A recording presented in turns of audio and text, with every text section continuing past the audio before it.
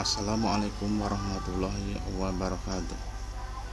Selamat malam, salam sejahtera untuk kita semua. Selamat datang di channel Naufal FAK. Modul 2, Implementasi Literasi dan Numerasi dalam Pembelajaran. Materi 2C, Penyusunan Program Literasi dan Numerasi berdasarkan profil peserta didik. 2C1, Miskonsepsi penyusunan program literasi dan numerasi berdasarkan profil peserta didik. Pengantar.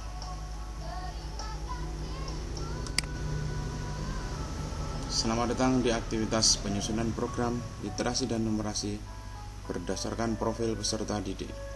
Semoga Bapak Ibu telah dalam keadaan siap dan semangat mengikuti aktivitas belajar ini. Pada aktivitas ini kita akan belajar mengenal 1. Mengidentifikasi miskonsepsi penyusunan program literasi dan numerasi. 2. Mengidentifikasi profil peserta didik. 3. Memahami konsep penyusunan program literasi dan numerasi berdasarkan profil peserta didik. 4. Menerapkan konsep penyusunan program literasi dan numerasi dengan menyelesaikan studi kasus. Next.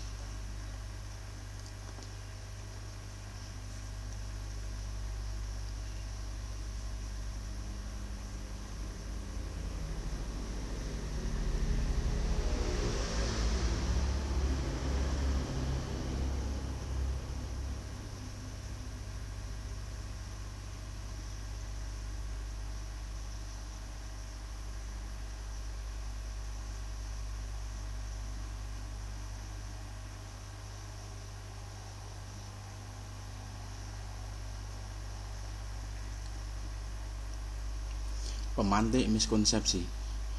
Bapak Ibu tentu mengetahui program literasi dan numerasi, bukan? Atau bahkan Bapak Ibu pernah membuat programnya. Mari ceritakan pengetahuan pengalaman Bapak Ibu terkait program literasi. Next.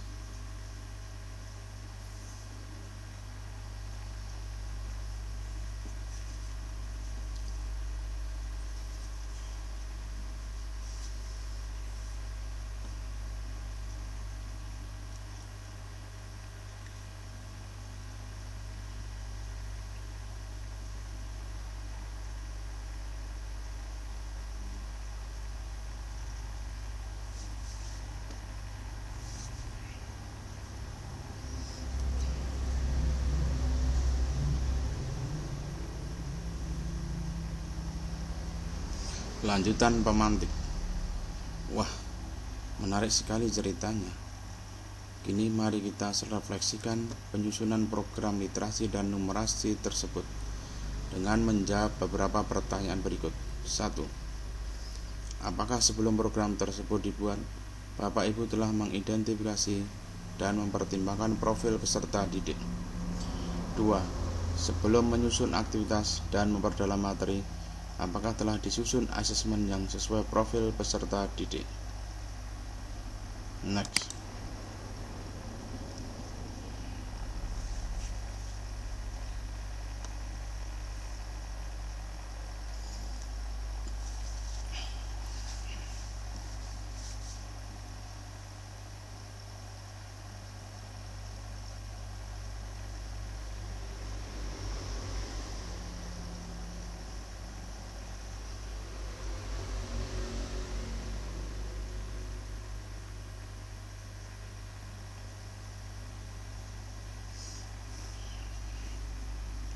Miskonsepsi.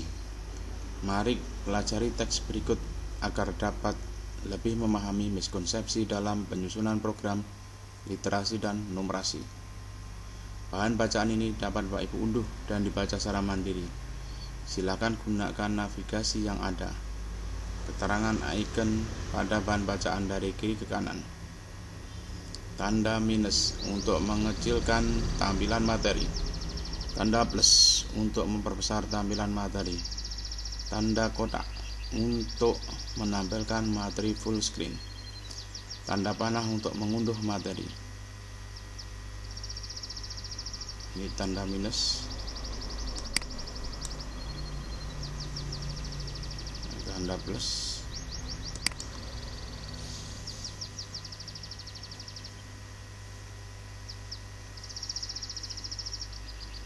Mohon maaf untuk tanda mengunduhnya tidak muncul di sini.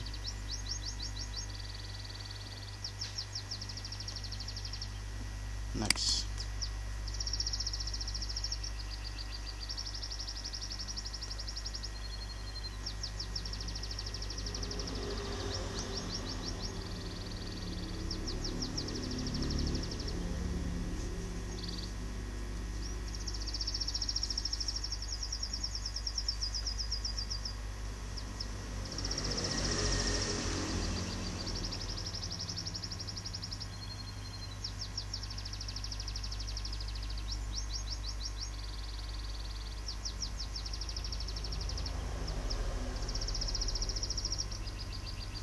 Pemantik penyusunan program. Sebelum membaca teks terkait penyusunan program literasi dan numerasi, mari pemanasan terlebih dahulu dengan menjawab pertanyaan di bawah ini.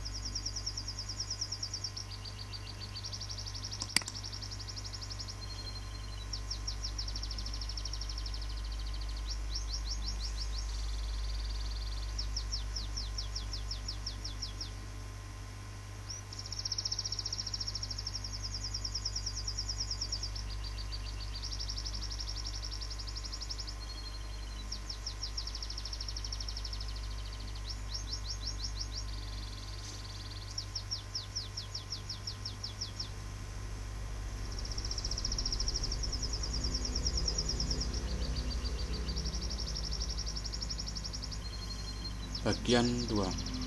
Sebelum baca teks terkait penyusunan program literasi dan numerasi, mari pemanasan terlebih dahulu dengan menjawab pertanyaan di bawah ini.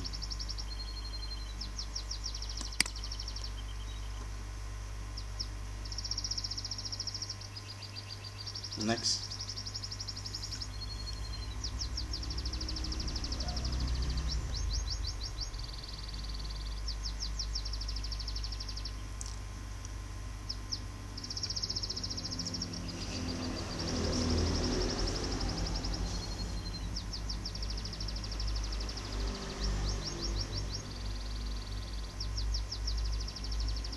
Penutup.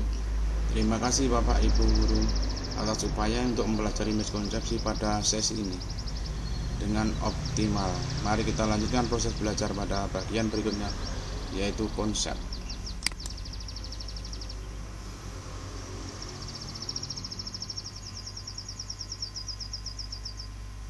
Konsep.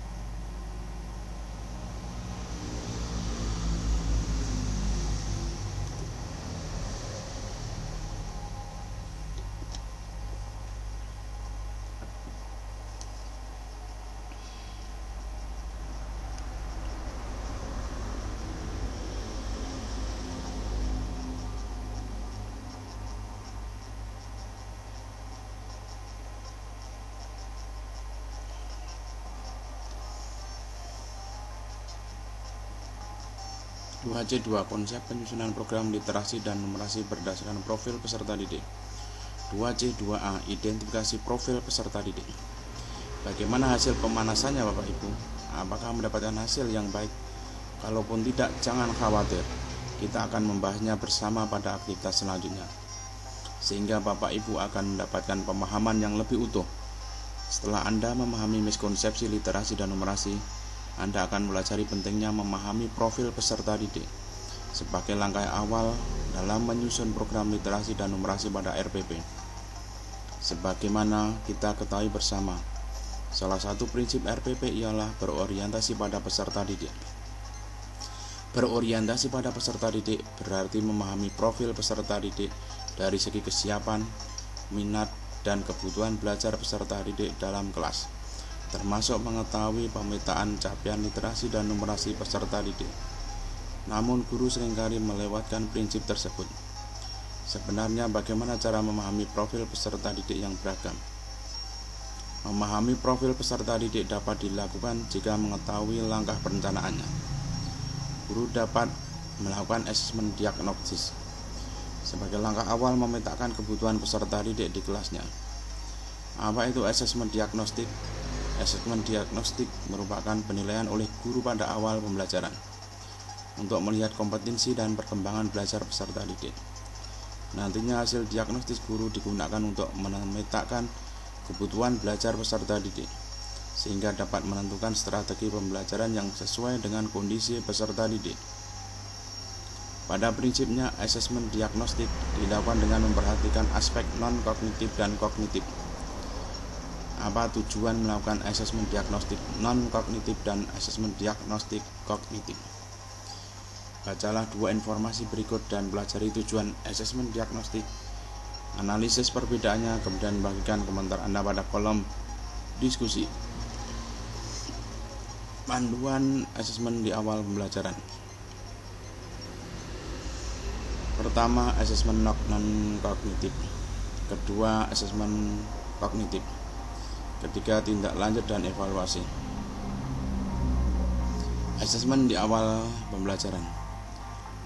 Dampak COVID-19 kepada siswa. 1. Terjadinya ketidaktercapaian belajar. 2. Penurunan kemampuan siswa. 3. Ketimbangan pengetahuan yang semakin lebar untuk siswa dan akses yang seperti ketersediaan materi, koneksi internet antara kelompok akses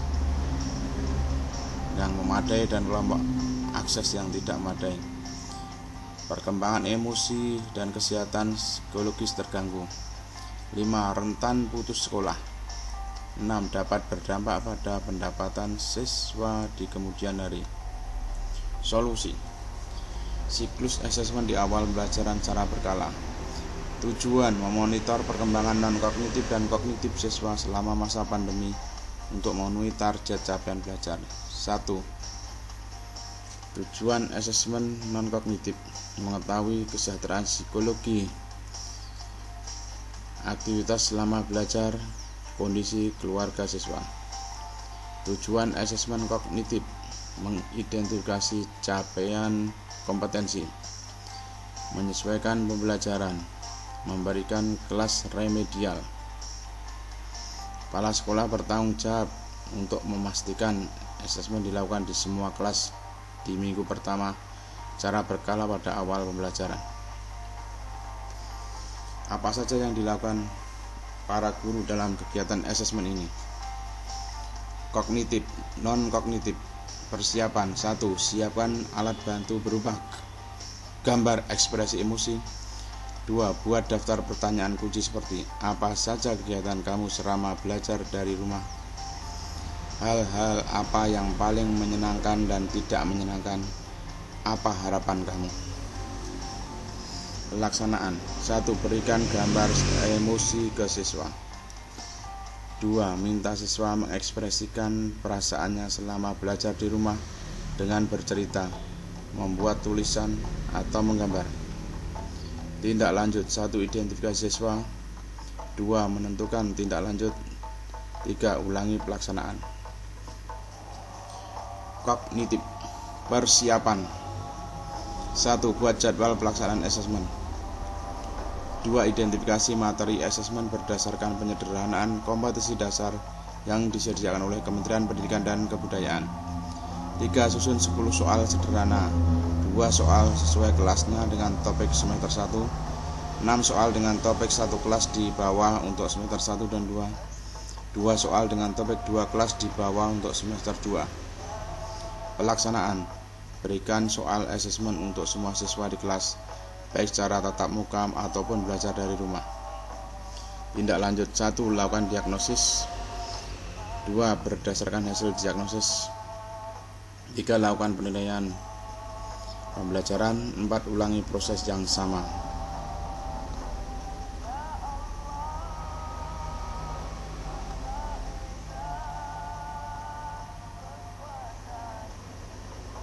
Next.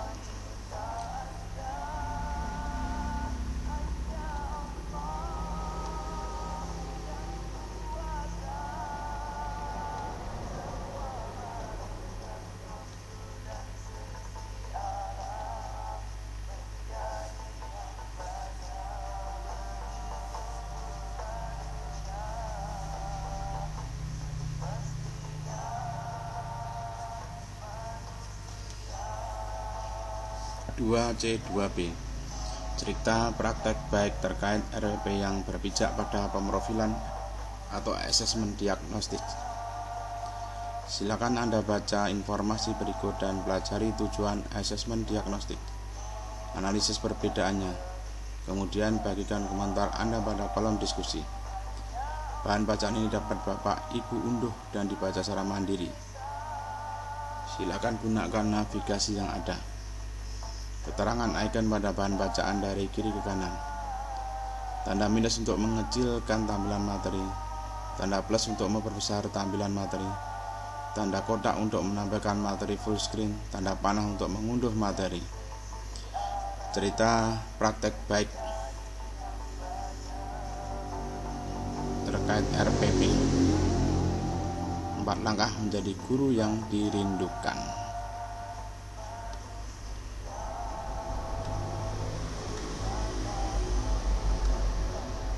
Next back.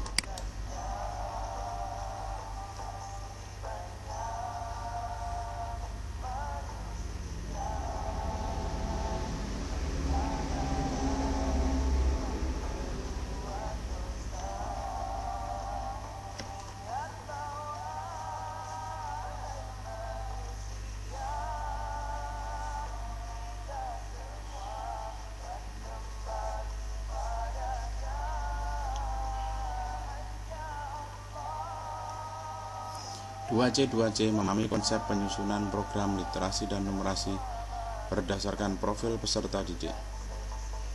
Apa konsekuensi hasil asesmen diagnostik dengan penyusunan program literasi dan numerasi? Mari kita simak cerita praktek baik Guru Wibowo.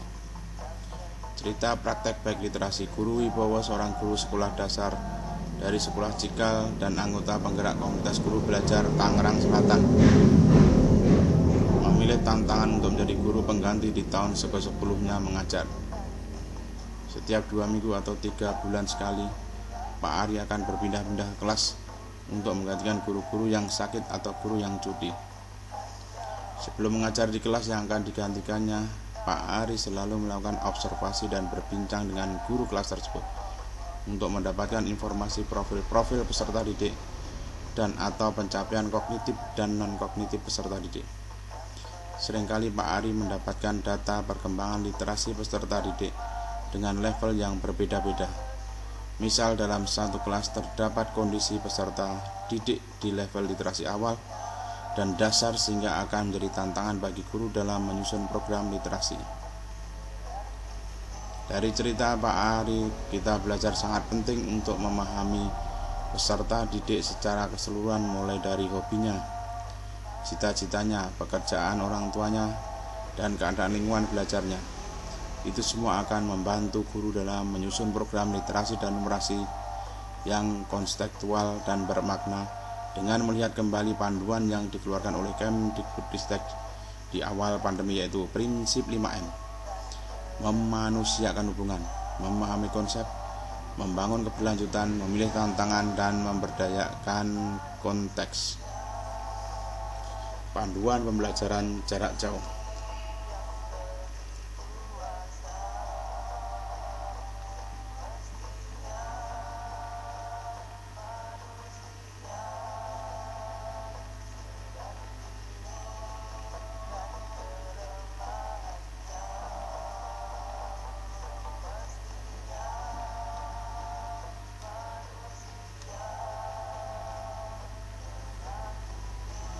Next.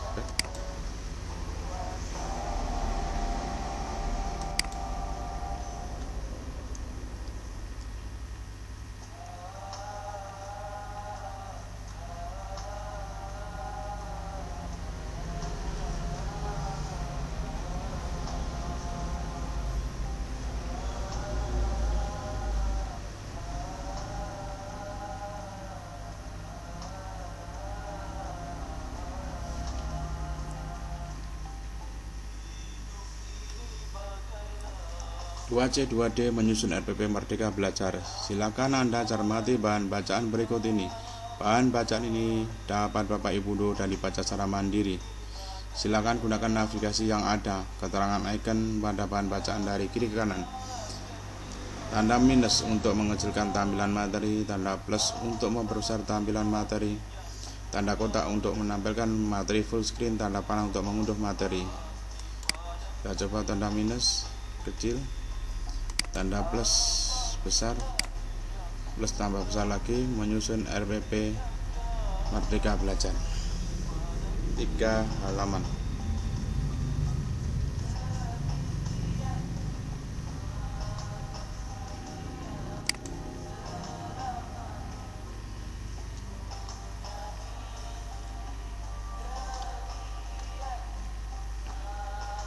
Ini adalah menunya, menyusun RPP Merdeka Belajar.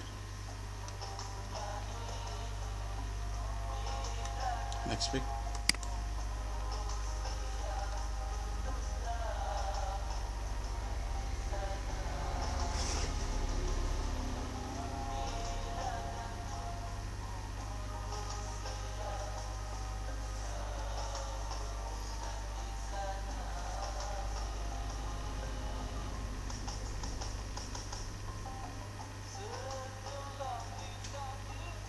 Dua C 2E merancang RPP menggunakan kerangka Merdeka Belajar. Setelah memahami profil peserta didik, topik selanjutnya yang akan dipelajari ialah bagaimana menentukan tujuan, bukti, dan asesmen belajar sebagai elemen yang terdapat dalam kanvas RPP Merdeka Belajar. Kanvas, iya, artinya pada topik ini Bapak Ibu akan merefleksikan atas RPP yang telah Bapak Ibu jalankan di satuan pendidikan Anda. Kanvas RPP Merdeka Belajar ini akan membantu Bapak Ibu dalam memetakan tujuan, cara, dan cakupan dalam membantu peserta didik Bapak Ibu untuk mencapai cita-citanya sebagai peserta didik Merdeka Belajar. Kanvas ini mencerminkan kerangka berpikir, bukan template. Teknisnya dapat disesuaikan dalam bentuk format tabel dan lain-lain. Bacakah artikel selengkapnya di tautan berikut. Bahan bacaan ini dapat Bapak Ibu unduh dan dibaca secara mandiri. Silakan gunakan navigasi yang ada, keterangan icon pada bahan bacaan dari kiri kanan, tanda minus untuk mengecilkan tampilan materi, tanda plus untuk memperbesar tampilan materi, tanda kotak untuk menampilkan materi full screen, tanda panah untuk mengunduh materi. Merancang RPP menggunakan kerangka Merdeka Belajar.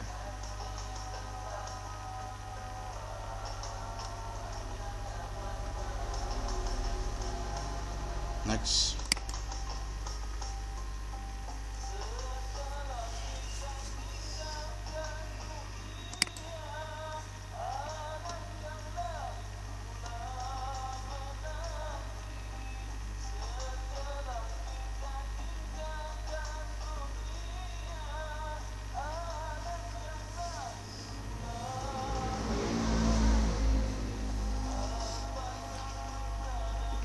Dua C 2F tahapan menyusun program sesuai profil peserta didik. Pada lingkup kelas, penyusunan program dapat dibuat dengan prinsip penyusunan RPP. Bagaimana prinsip tahapan penyusunan RPP? Yang paling penting namun paling sering dilupakan adalah tahap pemrofilan peserta didik. Tahap pemrofilan telah dibahas pada modul sebelumnya. Hasil pemrofilan tersebut perlu digunakan sebagai pijakan menentukan tujuan, asesmen, aktivitas, dan materi pembelajaran. Selain tentang pemrofilan, yang juga tak kalah penting namun kerap tidak dilakukan adalah penentuan asesmen. Kapankah kita perlu menentukan asesmen? Setelah menentukan aktivitas atau sebelum menentukan aktivitas? Sebaiknya asesmen ditentukan sebelum menentukan aktivitas, karena asesmen itu dapat memberikan informasi lebih detail tentang kriteria penilaian. Dengan begitu kita akan memiliki gambaran ketika menentukan aktivitas. Ibarat kita akan pergi ke sebuah tempat, bila kita tidak tahu gambaran detail tujuannya, maka kita akan tersesat. Karenanya sebaiknya asesmen ditentukan sebelum menentukan aktivitas. Next.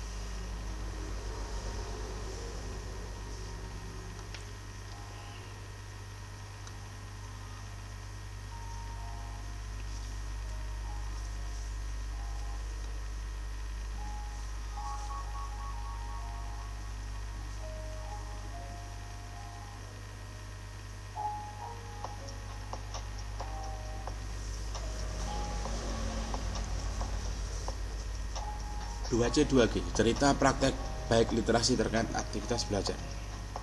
Tentukan konten pelajaran sesuai hasil pemrofilan. Semakin sesuai akan semakin baik untuk peserta didik. Misal peserta didik sangat senang film kartun, sehingga materi pelajaran dapat kita hubungkan dengan film-film kartun. Selengkapnya klik bahan bacaan berikut. Bahan bacaan ini dapat Bapak Ibu unduh dan dibaca secara mandiri. Silakan gunakan navigasi yang ada, keterangan icon pada bahan bacaan dari kiri ke kanan, tanda minus untuk mengecilkan tampilan materi, tanda plus untuk memperbesar tampilan materi, tanda kotak untuk menampilkan materi full screen, tanda panah untuk mengunduh materi. Cerita praktek baik literasi terkait aktivitas belajar. Cerita dari Guru Umi.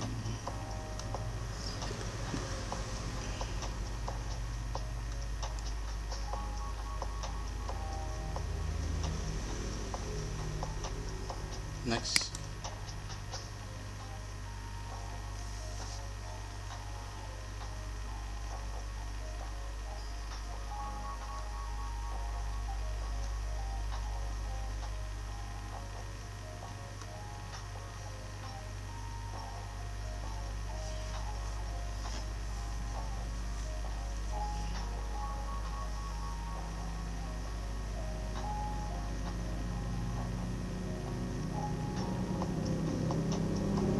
Penutup. Terima kasih Bapak Ibu Guru atas upayanya untuk mempelajari aktivitas penyusunan program literasi dan numerasi berdasarkan profil peserta didik dengan optimal. Mari kita lanjutkan proses belajar pada bagian berikutnya, yaitu studi kasus.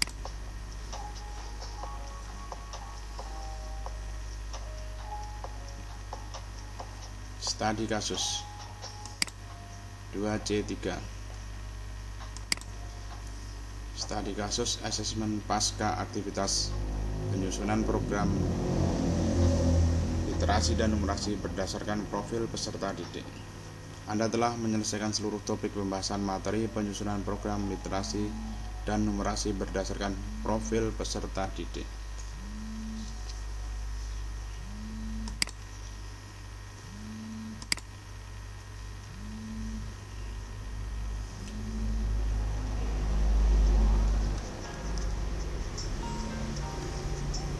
Question 1. Bu Rita adalah seorang guru yang rajin membuat program literasi dan numerasi. Program ini sangat tampak pada RPP yang ia buat. Namun ia merasa sedih karena semakin rajin ia membuat RPP, semakin ia merasa bahwa RPP yang dibuatnya tidak berguna. Ia kerap mengubah rencana di tengah proses belajar. Mari bantu Bu Rita berefleksi agar masalah ini tidak terulang lagi. Apa yang menyebabkan Bu Rita mengalami masalah ini? Bu Rita tidak memetakan tahapan perkembangan literasi peserta didik. Bu Rita tidak memetakan tahapan perkembangan numerasi peserta didik. Bu Rita tidak memetakan profil peserta didik terlebih dahulu. Bu Rita tidak memetakan minat peserta didik. Bu Rita tidak memetakan gaya belajar peserta didik. Jawabnya adalah Bu Rita tidak memetakan profil peserta didik terlebih dahulu.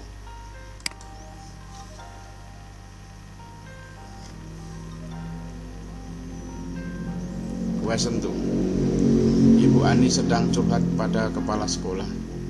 Ibu Ani memilih curhat pada kepala sekolah karena ia merasa bahwa kepala sekolah mahir membuat program literasi dan numerasi. Ibu Ani menyampaikan bahwa ia pusing dengan keluhan peserta didiknya hari itu. Mengeluhkan bahwa pengajaran berbasis literasi dan numerasi yang Ibu Ani laksanakan terlalu sulit. Padahal Ibu Ani menyampaikan bahwa ia telah memetakan profil peserta didik. Untuk membantu Ibu Ani, kepala sekolah pun menyampaikan hasil analisisnya terhadap masalah ini. Apa hasil analisis kepala sekolah? Ibu Ani tidak menggunakan hasil pemetaan terhadap tahapan perkembangan literasi peserta didik. Ibu Ani tidak memetakan gaya belajar peserta didik. Ibu Ani tidak menggunakan hasil pemetaan terhadap tahapan perkembangan literasi dan numerasi. Ibu Ani tidak memetakan minat peserta didik. Ibu Ani tidak memetakan tahapan perkembangan literasi dan numerasi peserta didik. Jawabnya adalah Ibu Ani tidak menggunakan hasil pemetaan terhadap tahapan perkembangan literasi dan numerasi.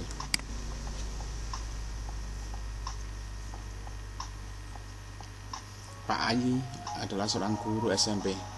Ia sedang kebingungan karena mendapat celetukan peserta didik yang menyampaikan bahwa program literasi dan numerasi yang dirancangnya terlalu mudah. Mengapa ada celetukan seperti itu? Keliru menentukan tujuan, keliru menentukan konten pembelajaran. Peserta didik senang belajar dengan Pak Ayi. Program literasi dan numerasinya sesuai tahapan perkembangan literasi dan numerasi peserta didik. Program literasi dan numerasinya tidak sesuai tahapan perkembangan literasi dan numerasi peserta didik. Jawabannya adalah keliru menentukan tujuan.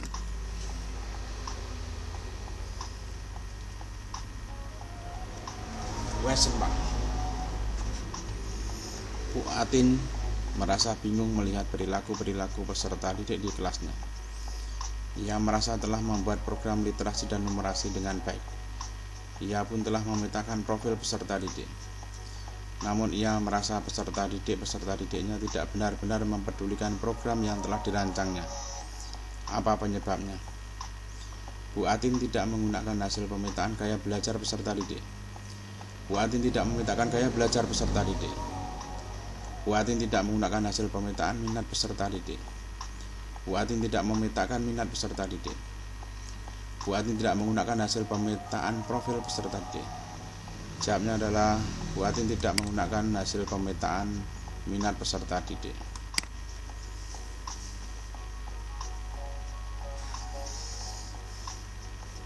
Guru Desi tampak murung. Meskipun sebagian besar peserta didiknya mendapatkan hasil belajar yang baik, namun ia tetap merasa sedih.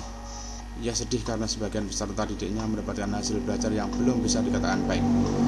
Apa yang dapat menyebabkan hal ini? Program literasi yang dirancangnya telah memiliki aktivitas bervariasi. Guru Desi kurang lama mengajarnya. Program numerasi yang dirancangnya telah memiliki aktivitas yang bervariasi. Program yang dibuatnya belum mengakomodir gaya belajar seluruh peserta didik. Guru Desi terlalu baik pada peserta didiknya. Jawabannya adalah program yang dibuatnya belum mengakomodir gaya belajar seluruh peserta didik.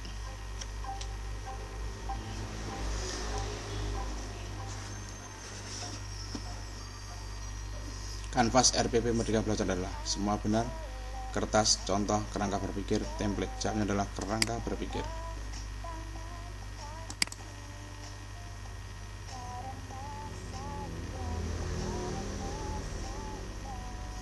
Perhatikan kata-kata di bawah ini. A. Menyusun aktivitas belajar. B. Menentukan asesmen. C. Menentukan materi pelajaran. D. Memetakan profil peserta. D. E. Menentukan tujuan. Urutan tahapan penyusunan program yang benar adalah D, E, B, A, C. Menentukan profil peserta didik, menentukan tujuan, menentukan asesmen, menyusun aktivitas belajar, menentukan materi pelajaran. Next speak. Kanvas RPP Merdeka Belajar adalah contoh, template, kerangka berpikir, kertas belangko. Jawabnya adalah kerangka berpikir.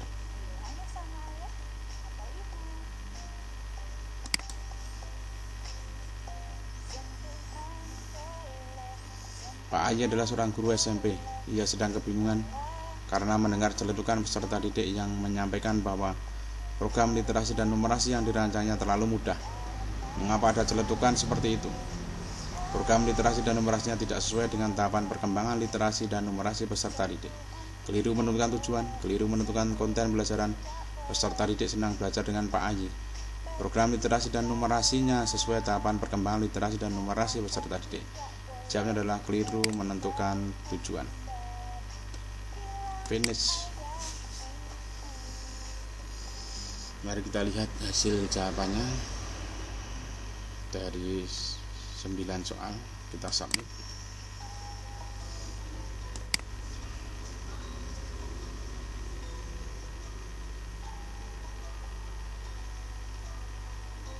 Dari 9 jawaban centang hijau semua berarti jawaban betul semua. Finish review.